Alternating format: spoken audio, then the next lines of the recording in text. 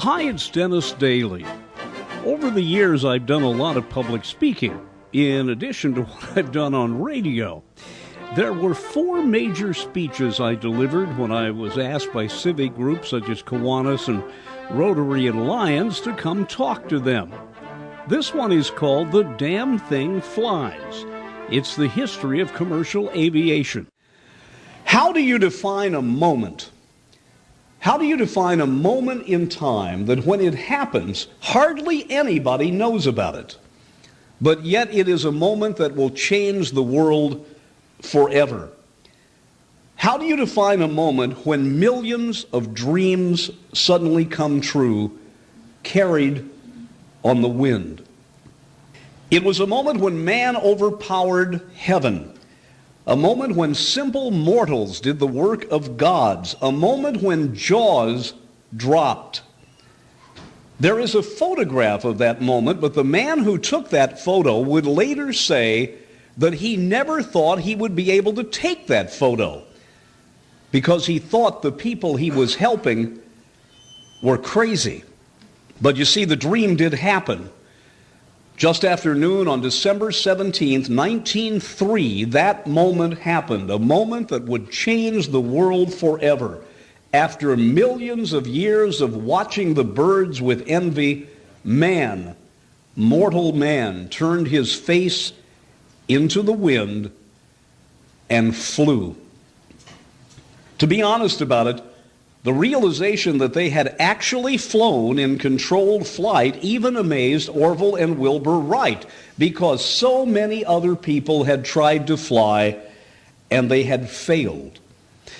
But you see, the Wright brothers had an uncanny knack. They watched the birds summer after summer, and they discovered a process that is called wing warping, which is what they discovered the birds did. It was the breakthrough that made powered, controlled flight possible. The press was skeptical. Most people ignored their flight.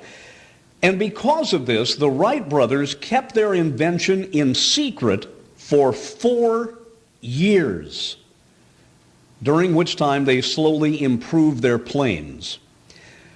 Finally, Wilbur took one of the Wright flyers to Paris. He wanted to go to France because the French had tried so hard to perfect the airplane, and they had nearly done it. And on the day before Wilbur's flight, there was a huge headline in the biggest selling newspaper in Paris that called him the bluffer. But the Wright brothers were not bluffing. He flew through Paris skies, and suddenly the French press completely reversed. They hailed this bicycle maker from Ohio as the world's newest hero. While Wilbur was fascinating the French, Orville was in Washington, D.C. playing salesman. He was trying to convince the U.S. Army that they needed to buy some of these planes. He tested the planes, demonstrated them on a hillside overlooking Washington, D.C., near what is now the Arlington Cemetery. And it was during those demonstrations that another milestone in aviation was recorded. You see, the Army demanded that he take a passenger with him. They wanted a plane that could carry a pilot and someone else who could be engaged in aerial spying. Orville didn't like the idea, and he liked it even less when he found out who his passenger was to be. A member of the Signal Corps named Thomas Selfridge. The problem was Selfridge was working with Glenn Curtiss and the legendary Alexander Graham Bell. That group was trying to perfect a better airplane.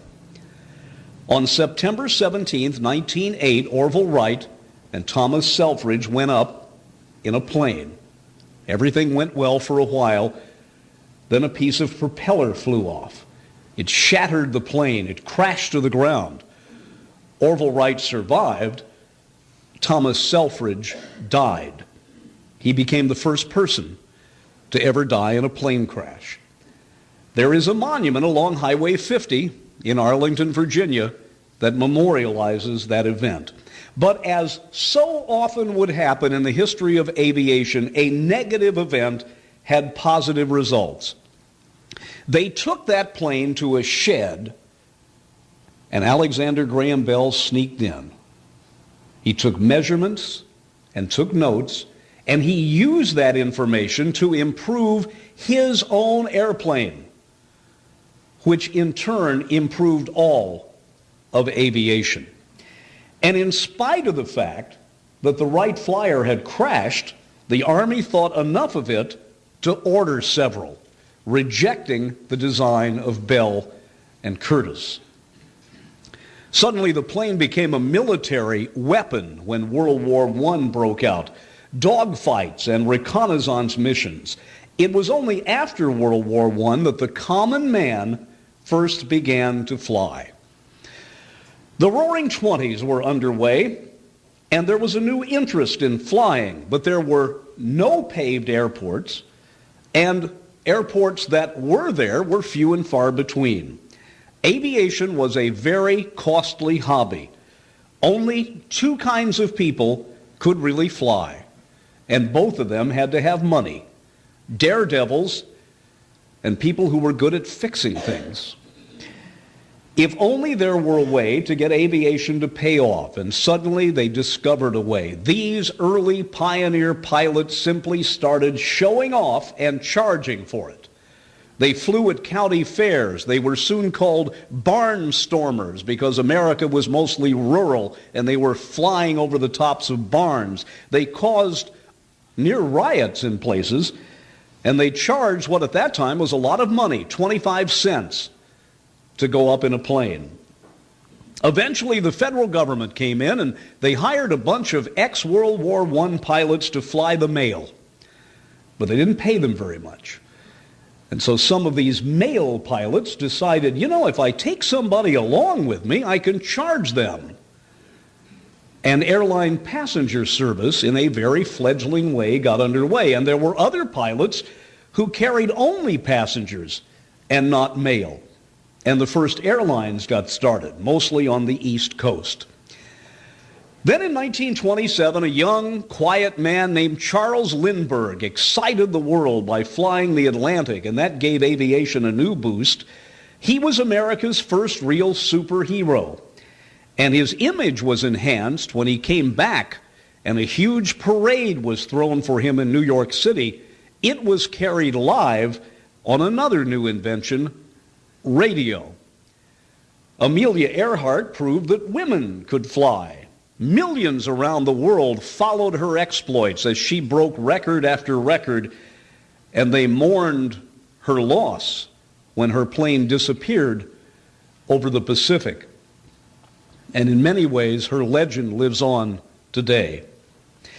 With the help of government engineers, the fledgling airlines began mapping out highways in the sky using radio beacons. Now planes could fly more reliably, and even in bad weather. Planes were larger, but most of them reeked of gasoline and fuel oil. They shook violently in turbulence, and they were horribly slow compared to today's aircraft. But America was flying. Suddenly cities were building airports. They even paved runways. But the demand for airline travel was outpacing the development of better airplanes. Aging equipment, constant wrecks, near misses soon became the hallmark of the American aviation industry. It would take the death in a plane crash of one of the world's best loved personalities that would move airline travel to another, faster, safer level. The man who died in the plane crash was a lovable Norwegian immigrant who was the epitome of the American dream. He was so loved that when he died, there was a kind of hush all over the world. A global network of radio stations carried his funeral live. Millions listened that April 1931 morning. 2,000 newspapers devoted most of their front page to coverage of the funeral. The man the world was mourning was the feisty coach of the Notre Dame football program, charismatic Knute Rockne. Rockne was more than the man who invented the forward pass, which of course revolutionized football. Around the world, Knute Rockne was considered to be the quintessential underdog. His fiery halftime pep talks to his team were recorded and shown in newsreels. And more times than not, Notre Dame went on to score a huge come-from-behind victory over larger and better-known schools. But now Knute Rockne was dead, the victim of a passenger plane crash in the snows of Kansas, and the world wanted an explanation. When the government finally released its findings, the world was shocked. The cause of the crash that killed Knute Rockne was that a strut made of wood had broken in the plane. Yes, I said wood. Since the time of the Wright brothers, many major airplane components were made of wood. The airlines knew that, but the passengers didn't. The revelation that a wooden part had broken to cause Rockne's death shook airline confidence. People cringed. So the airlines reacted quickly. They issued a call to all aircraft companies to make an all-metal plane, a plane that would not fall apart in midair. And in a very real way, the death of Knute Rockne in the snows of a Kansas cornfield would be the event that would lead to the second great era in aviation. One of the aircraft designers who answered the call was a young genius named Donald Douglas. Now, we need to deconfuse something here. You've all heard of McDonnell Douglas, the airline company that was absorbed by Boeing. The Douglas part of McDonnell Douglas was Donald Douglas. Just a big coincidence. He was a genius. In less than 3 months, without the use of computers, Donald Douglas and his assistant Arthur Raymond created an airplane like nothing that had ever flown before. They called it the Douglas Commercial One, the DC-1. It was a sleek 2-engine plane with enormous wings, big windows, state-of-the-art electronics, and most importantly, not a stitch of wood anywhere in that plane, except in some of the interior decorations. Only one DC-1 was ever built. After testing, it was modified slightly, and the DC-2 emerged. Hundreds of them were ordered by the airlines. The plane was safe and cozy. It felt secure. It was built like a tank. But before the first DC-2s rolled off the assembly line, a major airline asked Donald Douglas to make it bigger. The DC-2 sat 14, 7 on each side. The airline wanted a plane that would hold 21. It felt it was necessary to have 21 passengers if the airline were ever going to make money. So Donald Douglas widened the fuselage, increased the wing size, put in another row of seats, and called it the DC-3. The DC-3 would revolutionize aviation. It became the most popular plane ever built. It saved American Airlines, not the company, but the nation's airlines. And during World War II, it was a troop transport. It helped save democracy. The DC-3 was so well built, the military ordered 12,000 of them. The Douglas plant in Long Beach, at the height of World War II, was building a DC-3 every 90 minutes. And all the military did to make it airworthy for the military was to add bigger shock absorbers and a larger door. For millions of GIs, the first time they ever flew was in a DC-3, affectionately called the Goonie Bird or the Dakota. Officially, it was the C-47. Thousands are still flying today. As a matter of fact, if you want to buy one, there's a DC-3 store in Oshkosh, Wisconsin.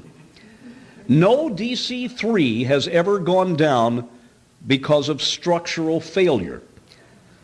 But the failure of Knute Rockne's partially wooden plane led to the DC-3, the all-metal plane that would not fall apart. Planes got bigger, they got faster, they got larger, and suddenly, all of a sudden, the number of airline accidents skyrocketed. Test pilots and people such as Amelia Earhart were part of supper-time conversation, but so were much publicized grisly airline accidents. Something had to be done to reassure the flying public that it was safe to fly, even if their public relations was more propaganda than fact. The innovative answer that would turn confidence around was to do something we take for granted today, to add something to those planes: a flight attendant. A call went out for nurses. You see, the first flight attendants were all nurses. Every new flight attendant was told that her job was to provide a clean, hygienic environment. You see, back then, stewardesses were not in-flight waitresses, as we think of them today. They were there for medical reasons. You had to be a nurse, you had to be at least 25 years old, and have a spotless personal reputation, and be willing to clean up after people got sick. You see, back in the propeller era, planes flew inside the clouds, not above them. Air sickness was common. Older flight attendants still tell stories of constant vomiting, burns from hot coffee, sprained wrists and ankles, broken arms, because planes flew so much in turbulence, and passengers going in and out of Denver and Salt Lake City had to be prepared. Let me ask you a question. When was the last time you saw somebody get embarrassingly ill on a jetliner? Just doesn't happen anymore. But in the days of propeller planes, it was commonplace. Well, in spite of the air sickness, the bruises and bumps, the burns, America began getting back in the air, feeling safe because there was a nurse on board. Americans were discovering that if they had the money, the best way to get from point A to point B was by air, and a growing number of cities vied for airline service. Then in 1940, something happened to the airlines that people still talk about.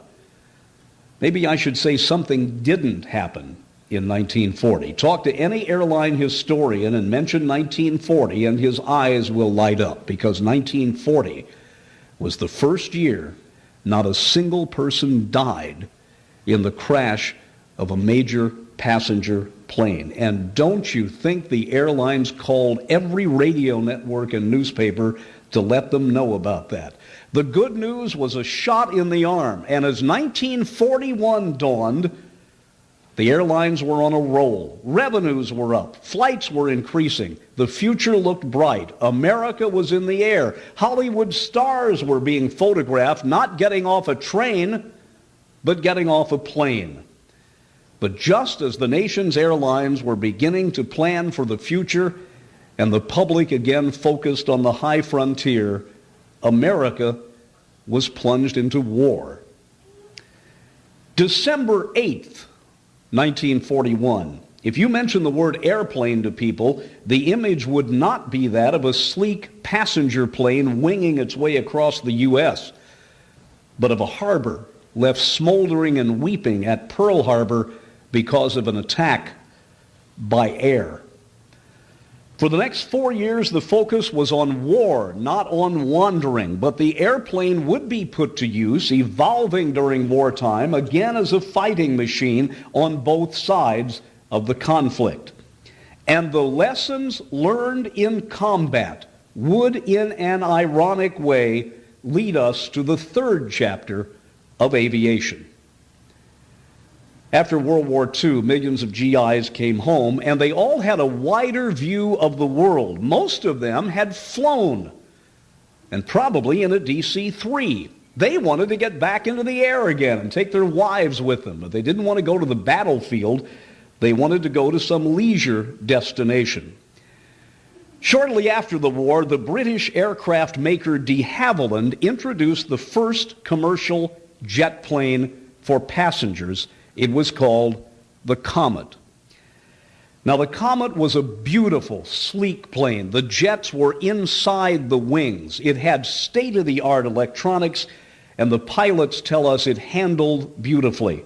It began London to New York service, went to other parts of the world, but in the next 3 years, 3 comets would disappear from the air, the victim of something we knew nothing about until that time, metal fatigue.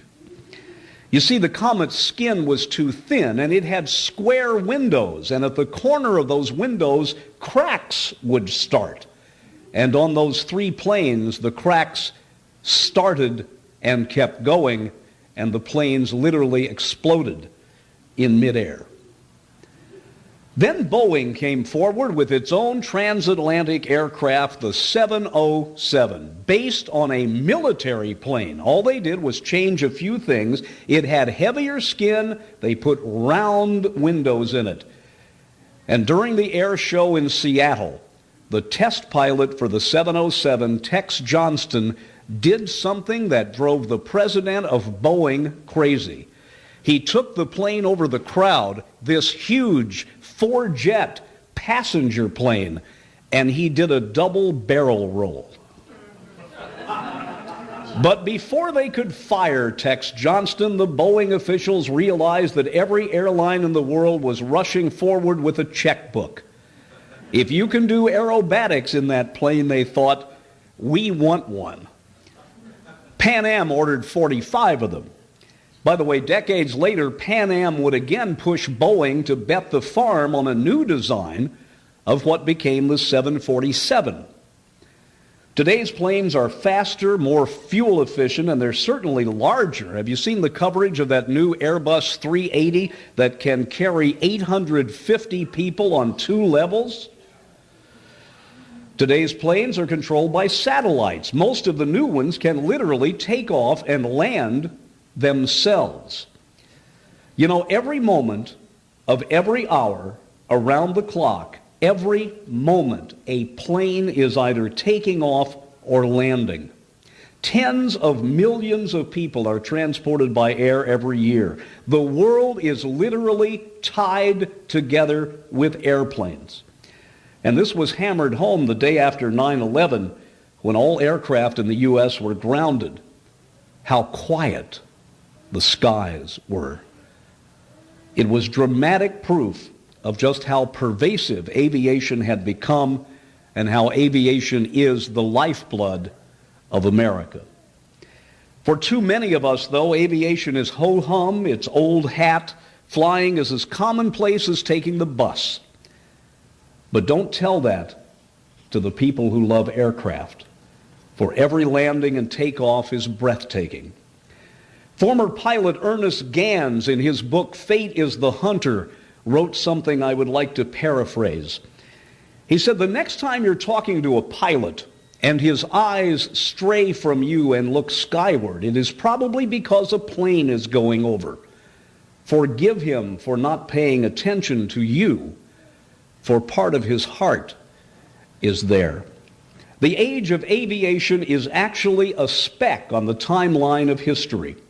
The fulfilled dream of 2 reclusive bicycle makers from Dayton, Ohio, is the glue that holds the nation together. Any of us can soar with the eagles. Any of us can rise above the clouds. We can have early breakfast in London, late lunch in Los Angeles, and supper in Honolulu. The air lanes of the world are the streets of the global village. The poet tells us that when man took flight, he broke the surly bonds of earth and reached up and touched the face of God. That is true, but man did more than that. He fulfilled the dreams of 1,000,000 years. He saw a new world through the eyes of 2 young men from Ohio staring into the sun as they harnessed the winds of Kitty Hawk. Thank you very much. Hope you enjoyed that. I love talking to an audience, so thanks for being here. I'm Dennis Staley.